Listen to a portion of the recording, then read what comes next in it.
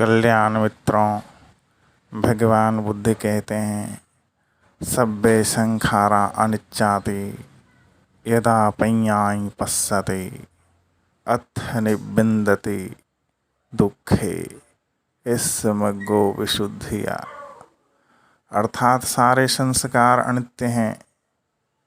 जब कोई इस सच्चाई को प्रज्ञापूर्वक जान लेता है तब उसे दुखों से मुक्ति मिलती है। ऐसा है यह विशुद्धि का मार्ग। इतनी तेज रफ्तार से सब कुछ परिवर्तित हो रहा है कि मनुष्य उसे नंगी आंखों से नहीं देख पाता है।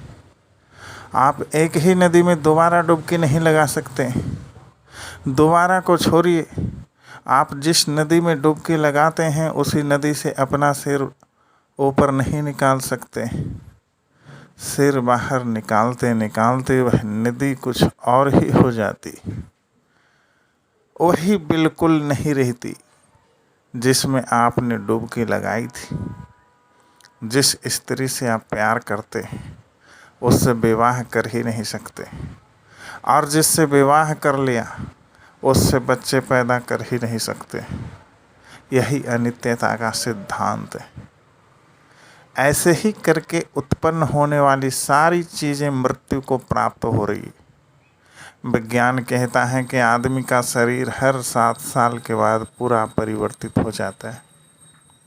मतलब कि हर 7 साल के बाद आदमी का शरीर पूरी तरह से नष्ट हो जाता है। शरीर तो रहता है मगर 7 साल वाले पहले वाले शरीर से उसका कोई रिश्ता नहीं होता है। न वह खून होता है, न वह हड्डी होती, और न वह चमड़ी होती जो 7 साल पहले थी। उसकी जगह नया खून, नई हड्डी और नई चमड़ी उत्पन्न हो जाती। पुराना मिटते रहता है और नया सृजित होते रहता है। वैज्ञानिक भी कहते हैं कि पुरानी कोशिकाएं नष्ट होते रहती हैं और नई कोशिकाएं सृजित होती रहती हैं। अगर आपकी उम्र 35 साल है तो समझिए कि आपका शरीर 5 बार पूर्णतः नष्ट हो चुका है। अगर 42 साल है तो समझिए कि आपका शरीर 6 बार पूरी तरह से मर चुका है। आपके अंदर इतना बदलाव हो रहा है तो दूसरा भी तो तेजी से बदल रहा है। अनित्यता का सिद्धांत सिर्फ आपके लिए थोड़े ही है, यह तो सबके लिए है। जब आप मोमबत्ती जलाते हैं तो उसकी लौ जलाते ही बुझ जाती है, फिर उसके अंदर से दूसरी लौ निकलती और वह भी जलते ही बुझ जाती, फिर तीसरी निकलती और वह भी जलते ही बुझ जाती, फिर चौथी, फिर 5वीं, फिर 6ठी, फिर 7वीं, फिर 8वीं, फिर 9वीं, फिर 10वीं, और ऐसा ही सतत निरंतर चलते रहता है। आप नंगे आँखों से देख पाएँ या न देख पाएँ, उससे सत्य की सेहत पर कोई फर्क नहीं पड़ता है। मौसम बदल रहा है, प्रकृति बदल रही है, नदी बदल रही है, पहाड़ बदल रहा है, धरती बदल रही है, सूरज बदल रहा है, समय बदल रहा है, पिता बदल रहा है, पुत्र बदल रहा है, स्त्री बदल रही है, पुरुष बदल रहा है, हर चीज़ बदल रही है। आपको दिखे चाहे नहीं दिखे मगर परिवर्तन सतत जारी। आप अगर 35 साल के हैं तो समझिए कि आप 5 बार सिर्फ मरे ही नहीं हैं बल्कि 5 बार नया जन्म भी लिया।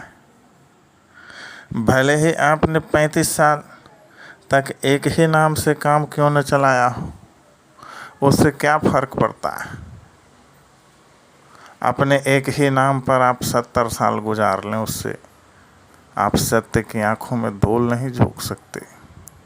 याद रखें, धूल सिर्फ अपनी आंखों में झोंकी जा सकती है, सत्य की आंखों में कदापि नहीं। आपके सामने जो बल्ब जल रहा है वह इतनी जल्दी जल बुझ रहा है कि आपको पता ही नहीं चल रहा है और लग रहा है कि वह सतत जल ही रहा है। सत्य तो यह है कि वह सिर्फ सतत जल ही नहीं रहा है बल्कि सतत बुझ भी रहा है। मनुष्य भी प्रतिपल जन्म ले रहा है और प्रतिपल मर रहा है। बिना आँख वालों की दृष्टि में जन्म और मृत्यु एक दिन की घटना है, और आँख वालों की दृष्टि में मनुष्य को प्रतिपल जन्म और प्रतिपल मृत्यु से गुजरना पड़ता है। आप एक ही नाम से काम चलाते रहें, उससे प्रतिपल जन्म मृत्यु से बच नहीं सकते। कोई दूसरा भी नहीं बच सकता है प्रतिपल जन्म और प्रतिपल मृत्यु से। सत्य की आँखों में धूल नहीं झोंक सकते। अपनी आँखों में चाहे जितने भी झोंक लें। इसलिए सवाल ही कहाँ उठता है कि जिससे प्रेम किया हो उसी से विवाह हो जाए और वही स्त्री आपके बच्चों की माँ बने। प्यार से लेकर माँ बाप बनने तक के सफ़र में पता नहीं कितनी बार आप मरेंगे और पता नहीं कितनी बार वह मरेंगी। इसलिए वही है का तो सवाल ही नहीं उठता है। नदी में भी हम जैसे ही डुबकी लगाते हैं और फिर अपना सिर बाहर निकालते हैं, उतनी ही देर में नदी का स्वरूप कुछ और हो चुका होता है। उसकी धारा कहाँ से कहाँ तक पहुँच चुकी होती है। आप किसी नदी या किसी पहाड़ को एक ही नाम से जानें, उससे सत्य असत्य नहीं हो जाता और असत्य सत्य नहीं हो जाता है। उत्पन्न होने वाली सारी चीज़ें नष्ट होती हैं, नष्ट होकर फिर से उत्पन्न होती हैं और फिर से नष्ट होती। यह सिलसिला निरंतर चलता रहता है। यही तो अनित्यता का सिद्धांत है। इसलिए जब आप पूछते हैं कि सूरज को किसने बनाया और धरती किसने बनाई, तो आँख वाले हंसते हैं। आँख वाले तो हंसेंगे ही, क्या जवाब देंगे भला। जो चीज़ अभी तक एक प्रक्रिया से गुजर रही है, उसके बारे में अभी से ही क्या कहा जाए।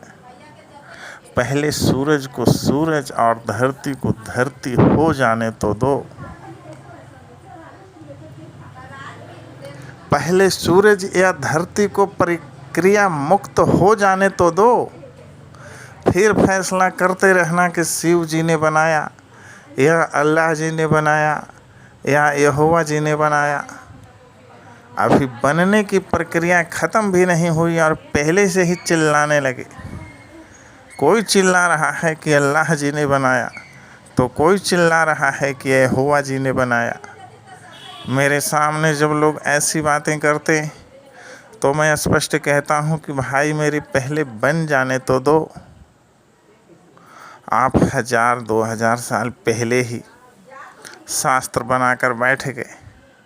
शास्त्रों में रच दिया है कि फलां ने संसार बनाया, उससे भी क्या फ़ायदा।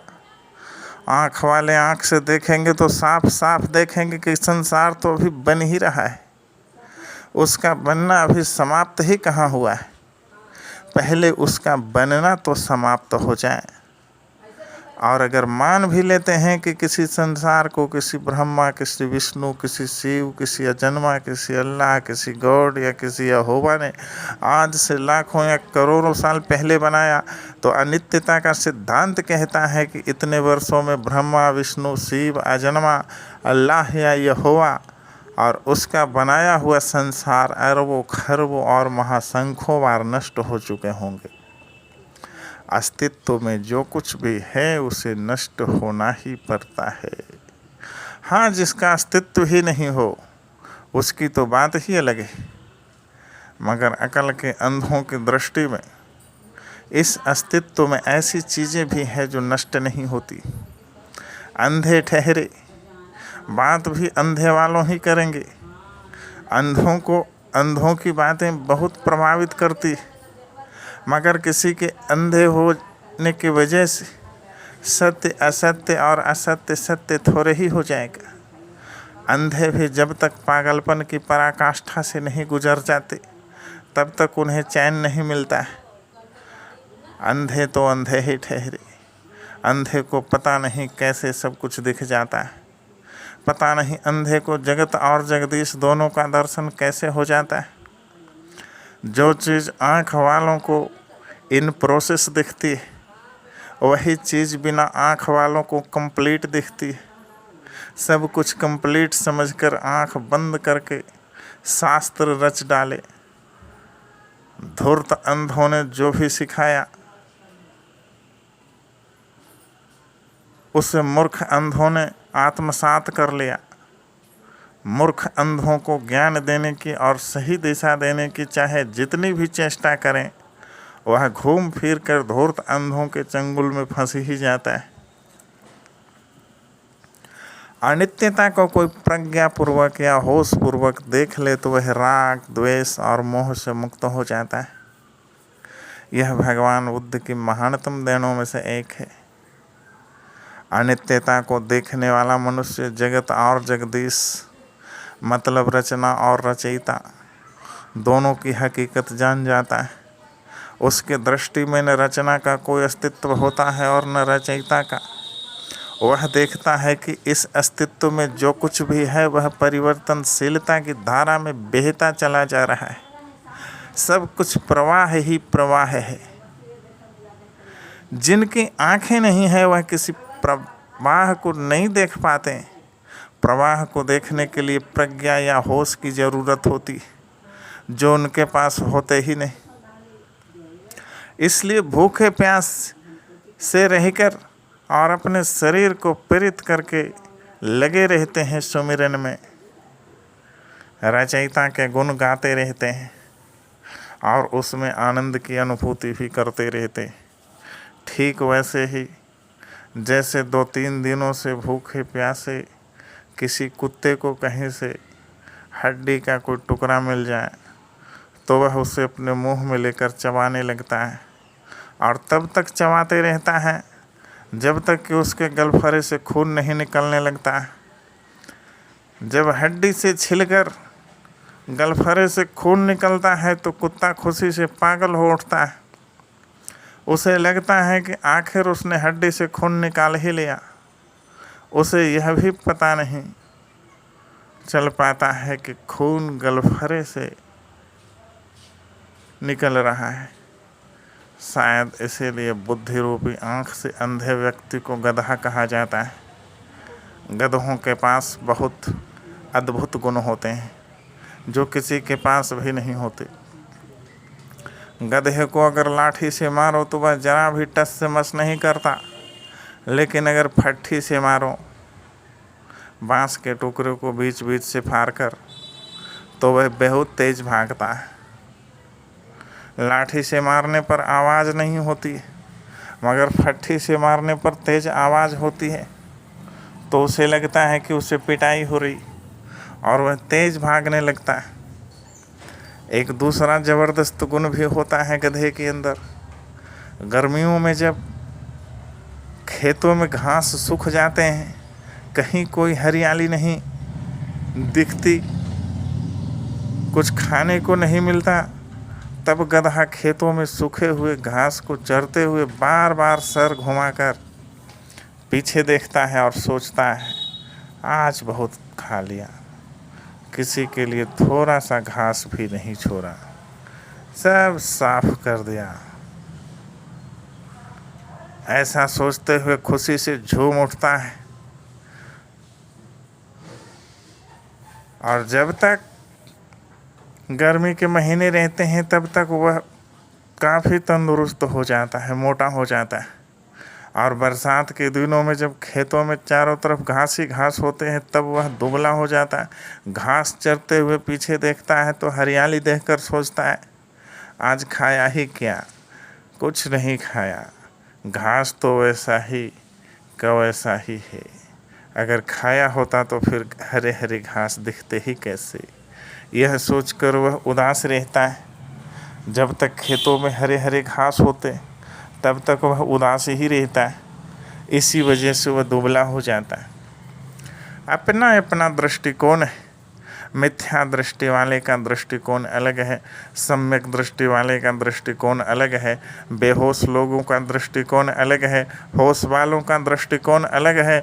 जिनकी आँख ही नहीं है वह अजन्माओं की महिमा गाते फिर रहे हैं और आँख वाले अजन्माओं की पोल खोलते फिर रहे।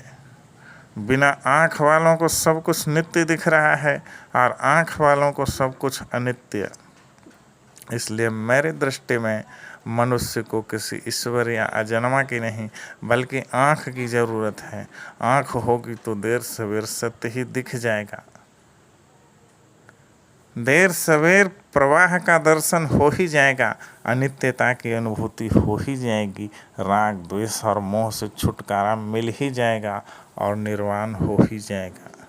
मगर सबसे पहले आँख का होना ज़रूरी है। आँख ही पर सब कुछ टिका है। आपने मेरी बातों को इतने ध्यानपूर्वक सुना, इसके लिए अंतस से अनुग्रहित हूँ। मेरा नमन स्वीकार करें।